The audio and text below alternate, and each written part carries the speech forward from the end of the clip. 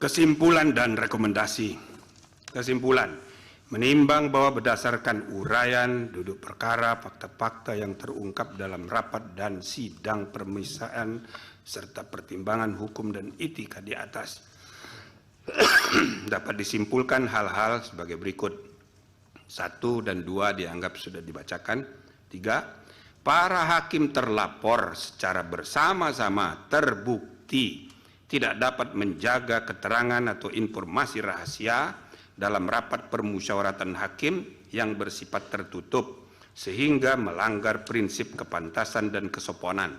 Penerapan angka 9. 4, praktek pelanggaran benturan kepentingan sudah menjadi kebiasaan yang dianggap sebagai sesuatu yang wajar karena para hakim terlapor secara bersama-sama membiarkan terjadinya praktek pelanggaran kode etik dan perilaku hakim konstitusi yang nyata tanpa kesungguhan untuk saling ingat mengingatkan antar hakim termasuk terhadap pimpinan karena budaya kerja yang pekewuh sehingga kesetaraan antar hakim terabaikan dan praktek pelanggaran etika biasa terjadi. Dengan demikian, para hakim terlapor secara bersama-sama terbukti melanggar Sabta Karsa Utama, prinsip kepantasan dan kesopanan. Penerapan angka 1. Rekomendasi, menimbang bahwa dengan bertolak dari hal-hal serta fakta-fakta yang ditemukan selama berlangsungnya proses persidangan Majelis Kehormatan Mahkamah Konstitusi, Majelis Kehormatan memandang penting merekomendasikan hal-hal berikut. 1.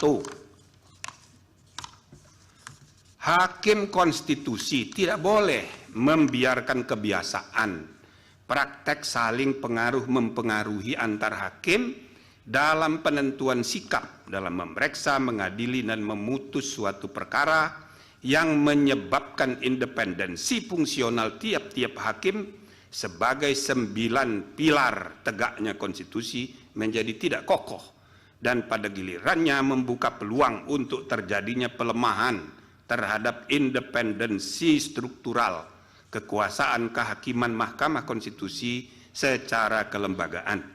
2. Hakim konstitusi tidak boleh membiarkan terjadinya praktek pelanggaran kode etik dan perilaku hakim konstitusi yang nyata tanpa kesungguhan untuk saling ingat mengingatkan antar hakim termasuk terhadap pimpinan karena budaya kerja yang pekewuh sehingga prinsip kesetaraan antar hakim terabaikan dan praktek pelanggaran etika menjadi biasa terjadi. 3.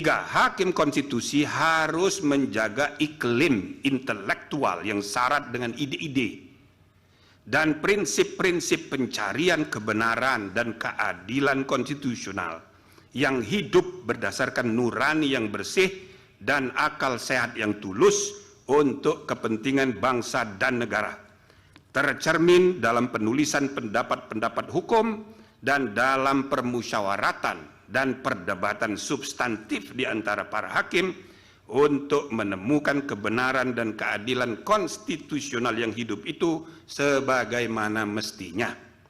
4. Hakim konstitusi secara sendiri-sendiri dan bersama-sama harus memiliki tanggung jawab hukum dan moral untuk menjaga agar informasi rahasia yang dibahas dalam rapat permusyawaratan hakim tidak bocor keluar. Amar putusan, mengingat Undang-Undang Nomor 24 Tahun 2003 tentang Mahkamah Konstitusi yang telah diubah terakhir dengan Undang-Undang Nomor 7 Tahun 2020 tentang perubahan ketiga atas Undang-Undang Nomor 24 Tahun 2003 tentang Mahkamah Konstitusi dan Peraturan Mahkamah Konstitusi Nomor 1 Tahun 2023 tentang Majelis Kehormatan Mahkamah Konstitusi memutuskan menyatakan 1. Para hakim terlapor secara bersama-sama terbukti melakukan pelanggaran terhadap kode etik dan perilaku hakim konstitusi sebagaimana tertuang dalam Sabta Karsa Utama, prinsip kepantasan dan kesopanan. 2. Menjatuhkan sanksi teguran lisan secara kolektif kepada para hakim terlapor.